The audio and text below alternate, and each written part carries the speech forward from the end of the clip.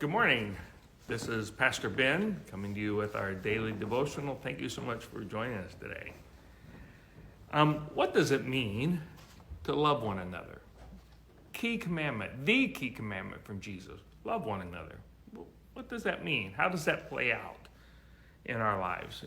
In a recent daily devotional, Chris read from 1 Corinthians chapter 13, which is often called the love chapter. And I want to focus our minds a little bit on one verse from that chapter, and that's verse 7. It shows up differently in different versions and translations, but I'll read it to you from the NASB. It says that love bears all things, believes all things, hopes all things, and endures all things. The word I want to talk about today is the word believe. This is the Greek word pisteuo, and it's the verb form of our word for faith. This is an interesting Greek word because it has lots of layers of meaning. And one of the nuances of meaning for the word pisteuo or pistis for faith is loyalty. It's a believing loyalty. So ask yourself, for the people in your life that you claim to love, are you loyal to them?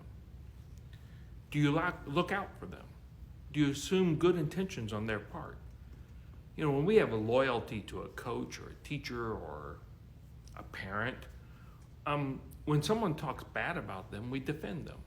So do you protect the people that you say you love? Do you come to their defense, both on your own sake and when someone else is putting them down or criticizing them in some way? That's what loyalty looks like.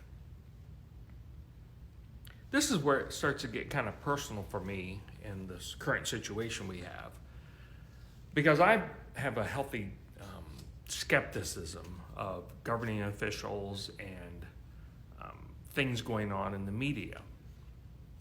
And so for me, this became really personal when I was talking to Pastor Nate one day, and he had mentioned that he reminded me that we have a duty as Christians to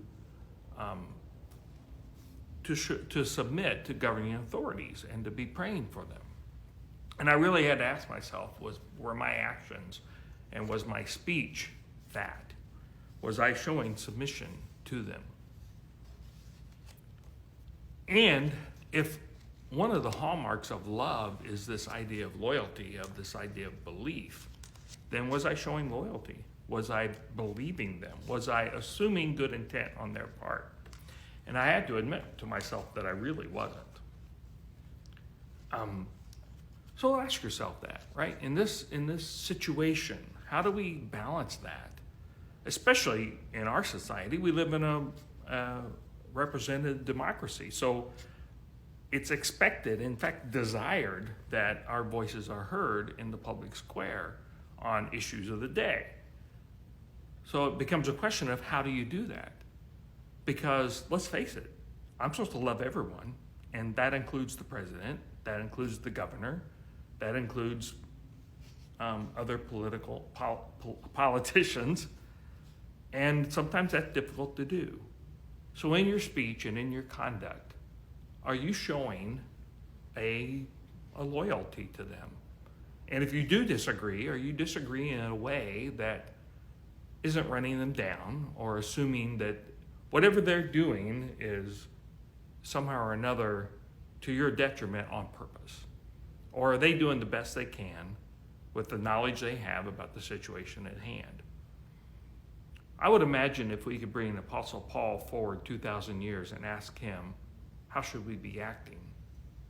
He would be saying, you should be acting loyal. You should be doing what they ask you to do because that's the loving thing to do. Because in every situation that we have in life, the most important question you can ask is, what does love require of me? Thank you so much for your attention today, and God bless you, and go be the church.